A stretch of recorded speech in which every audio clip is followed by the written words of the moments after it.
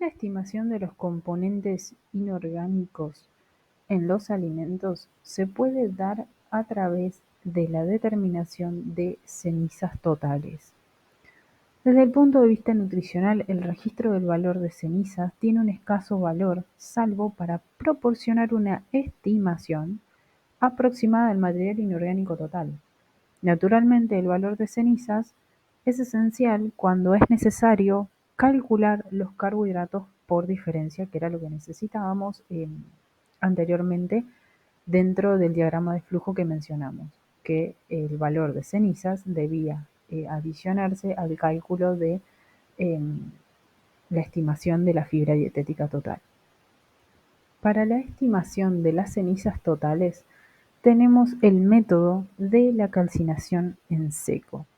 El método de la calcinación en seco, el alimento se incinera en el crisol, normalmente de sílice, aunque también puede emplearse porcelana, utilizable pero menos idónea, o el platino, muy costoso, pero es el menos reactivo. Es decir, en este caso la muestra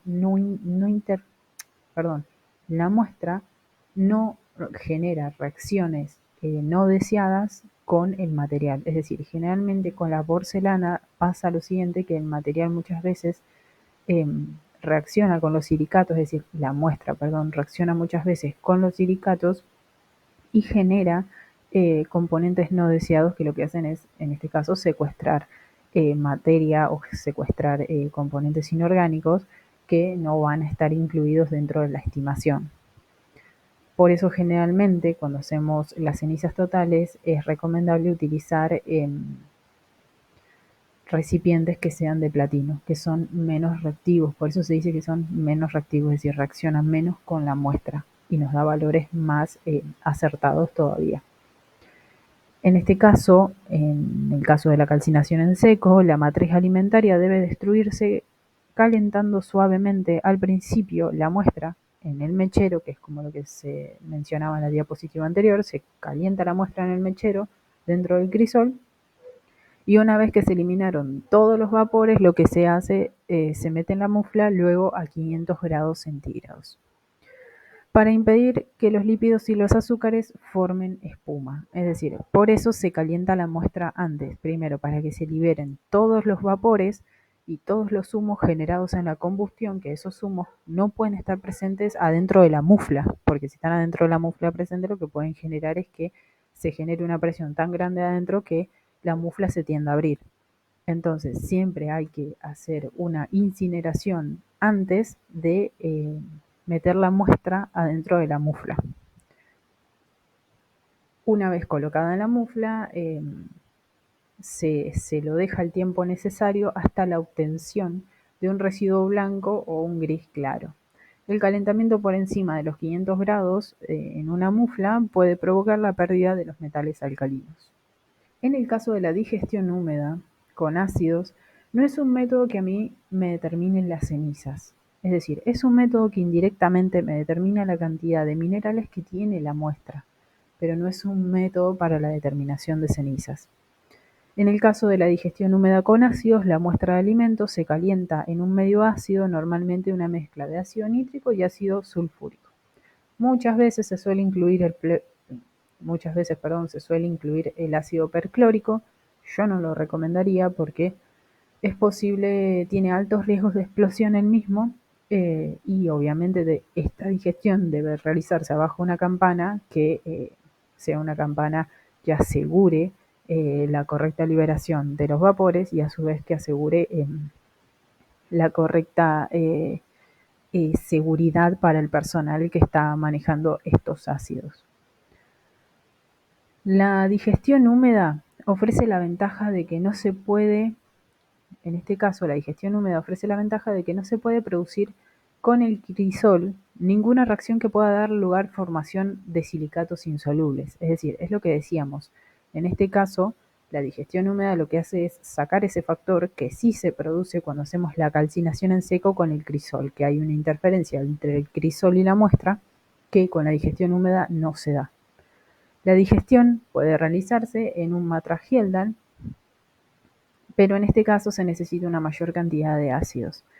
En particular, para el análisis de oligoelementos, La mejor manera de realizar la digestión es en un recipiente hermético que muchos proveedores de laboratorios tienen para vender, que son de vidrio resistentes con un tapón y una pieza de plástico que permite el cierre hermético a prueba de gases inertes.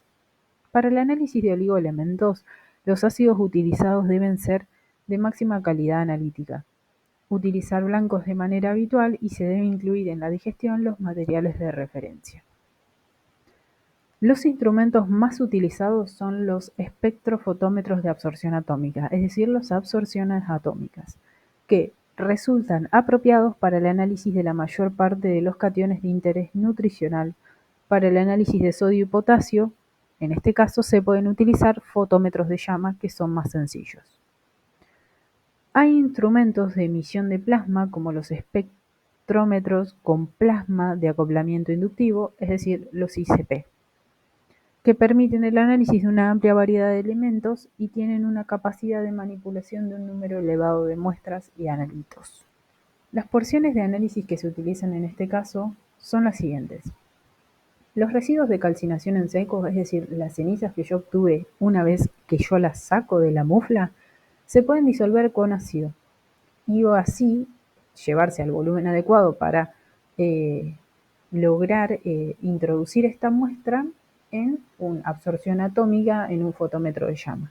O cuando se hace la digestión húmeda con ácidos, normalmente se toma un volumen X de esa muestra y se lleva a volumen para luego ser introducido nuevamente en una absorción atómica, en un fotómetro, el instrumento que sea necesario para analizar oligoelementos. Y a continuación vamos a ver la tabla para los métodos de análisis de cationes. En este caso vamos a comenzar a hablar de los cationes más mencionados, que son el sodio y el potasio. Las técnicas preferidas son la fotometría de llama y la absorción atómica. Se pueden producir interferencias mutuas y también se han observado interferencias con el fósforo. Estos problemas suelen solucionarse mediante la aplicación de los patrones apropiados. Es decir, acá es donde entra un poco el concepto de la generación de una curva de calibración utilizando un método indirecto. Por ejemplo, el método de adición estándar. Eso se refiere utilizando patrones adecuados. Por otro lado, vamos a hablar del calcio. Las técnicas de fotometría de llama y absorción atómica tienen una alta sensibilidad para este elemento. Puede haber interferencias con el fósforo, que es posible eliminarlas mediante la adición de sales de lantano o la utilización de llamas que sean de óxido nitroso. Se han usado métodos titulométricos complejométricos, es decir, el método de titulación conecta, y con los alimentos ricos en calcio se puede recurrir a los métodos gravimétricos clásicos, es decir, un alimento con gran cantidad de calcio podemos recurrir a los métodos gravimétricos clásicos. Para el magnesio, el método preferible es la absorción atómica, ya que tiene una mayor sensibilidad que otros procedimientos, con la excepción del análisis de activación. El hierro se puede medir mediante instrumentos de absorción atómica y de espectroscopía de plasma de acoplamiento inductivo, el ICP. Sin embargo, existen métodos colorimétricos válidos. El zinc. Aunque hay métodos colorimétricos, las técnicas de absorción atómica y de ICP son las que más se utilizan para este elemento. El selenio se ha utilizado ampliamente en absorción atómica se ha utilizado ampliamente con absorción atómica y generación de hidruros, es decir, se hace un acoplamiento, primero se genera el hidruro y luego se mete en la absorción atómica para su posterior cuantificación. Probablemente este sea el método más preferible en la actualidad. Para el cobre y otros oligoelementos se puede utilizar una medición satisfactoria mediante absorción atómica, pero puede ser necesario recurrir a condiciones especiales, es decir, a tratamientos especiales de la muestra. Por otro lado, en esta tabla vamos a encontrar el método de análisis de los aniones. Para los aniones vamos a comenzar a hablar del fósforo. El fósforo se puede medir por ICP, pero en muestras de digestión húmeda el método de preferencia es un método colorimétrico bien contrastado. Para el cloruro se pueden utilizar diversos métodos. El análisis mediante electrodos selectivos de iones representa un sistema más sencillo, pero también es satisfactoria la reacción clásica de titulación. Para el yodo, es el elemento inorgánico más difícil de medir el yodo. La AOAC ha utilizado la calcinación en seco seguida de una titulación o de una cromatografía gas líquido.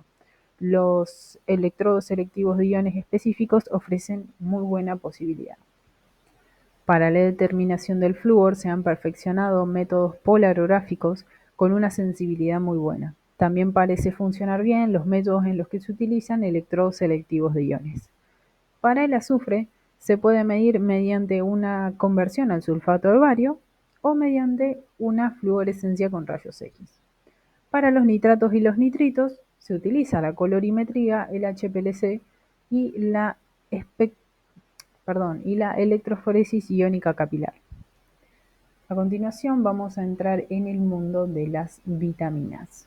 El término de las vitaminas es más bien fisiológico, es decir, la definición de vitaminas es más bien fisiológico, ya que expresa cierta actividad fisiológica relacionada a la sustancia química responsable de la actividad. La actividad de las vitaminas puede deberse a un grupo de sustancias que normalmente tienen una relación estructural entre sí, los vitámeros.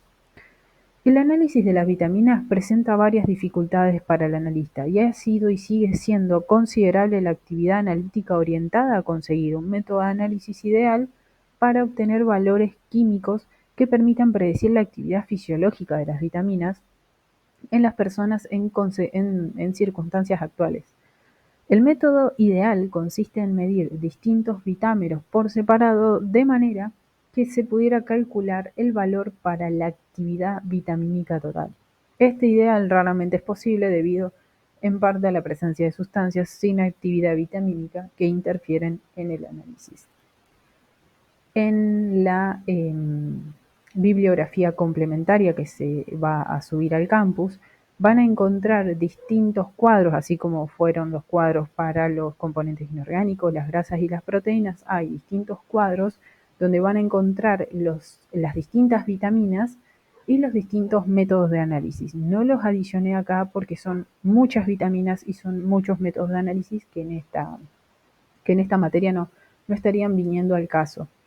Recuerden que tenemos dos tipos de vitaminas, eso sí, tenemos las liposolubles y las hidrosolubles, por lo tanto los métodos de análisis van a diferir un poco con respecto a unas y con respecto a otras. Y finalmente, y no menos importante, la energía.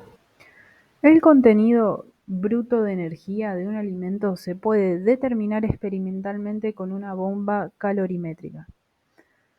Los valores obtenidos utilizando una bomba calorimétrica diabática se corrigen por el calor generado para la oxidación del nitrógeno y del azufre en los alimentos.